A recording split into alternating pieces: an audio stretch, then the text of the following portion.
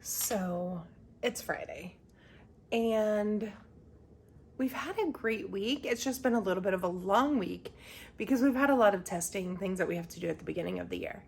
So I have a few things that I'm going to share with you that we completed this week.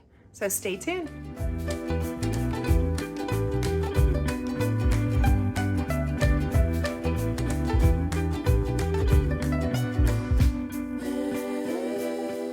One of the great lessons that we did this week was using this picture book, Fantastic Flying Books of Mr. Morris Lesmore, and we used it for inferencing. The kids really enjoyed this book and they looked really hard to find the different inferences and noticing the color change. The second day, we used this book, however, we used the video, and they looked for other inferences they could make within the video that they could not make within the book. And we had some wonderful discussions over the topic of inferencing and the different things they noticed. It was such a fun lesson.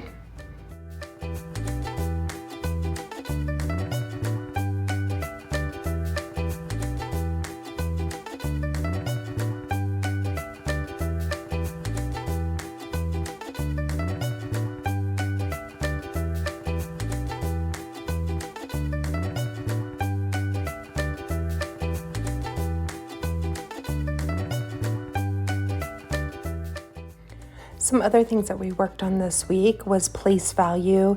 We also worked on continents and a little bit of geography, context clues.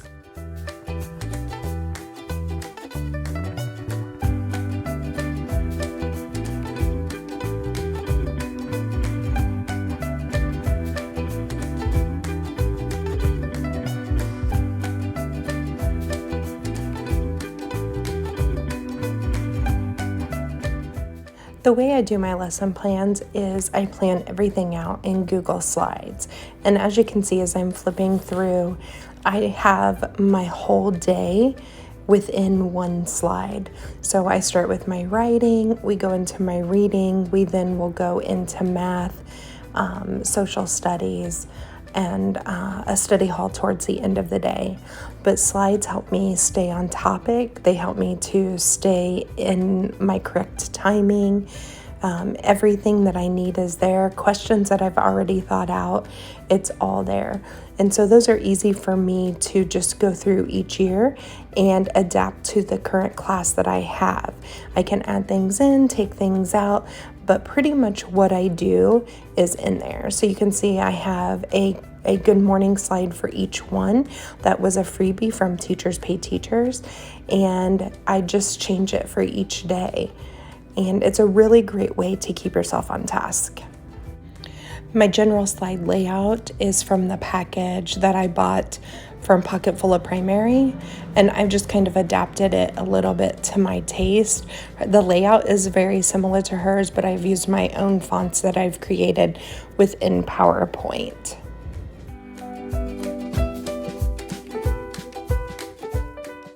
Another thing that I thought I would show you is how I organize my whole unit. So right now you are looking at my narrative writing unit.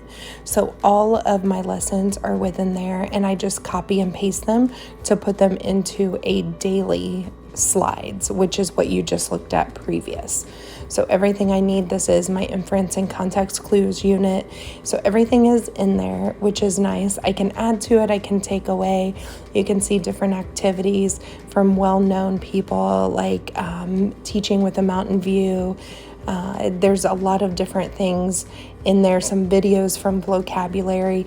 So I just put everything into one spot, and I can add to it, I can take away, but I just have to copy and paste. The other thing that I do in slides is I create resources for the kids. So instead of doing like interactive notebooks or where they have to take the time to cut and glue in, they just take a lot of extra time, and it's just time that I don't have that I'm willing to give up. So I create them digital resources that I put into our learning management system. So this is just an example. I do hyperlink them. The one thing that I need to still go back and do is to add a button so that they can click it and just go back to the table of contents so they can find another resource quickly. So a lot of the resources that you are seeing are ones that I have purchased from Teachers Pay Teachers. I like for them to look nice, but I don't like to take the time to create them. It is just not what I am into. I also like that I can just print them. I have them laminated with magnets on the back, and I can quickly take them out of my unit bins and stick them up as we are talking about them and use them as class references. They will also, all of these things are what I put into their digital resources that they can use throughout the whole year. I just keep adding to it. This is an activity I got for free on Teachers Pay Teachers to review place value. Really, we're reviewing the wording in things of 10 times and 1/10 of. The kids were getting really confused on that, and so I thought we better reteach it and do an activity with that, and it really seemed to help them out, and they did such a good job. In the first full week of school, we read Name Jar, and I wanted to show some of their amazing artwork, and that is what you are looking at now. I just chose a few. There were so many, but what they had to do was they had to go home and ask their parents about their name, if there is any reason for their name, the meanings for their name, and so forth.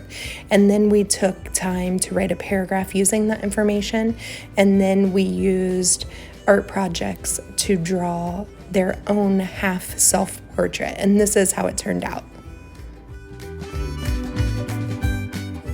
As you can see, we're trying to raise money for United Way.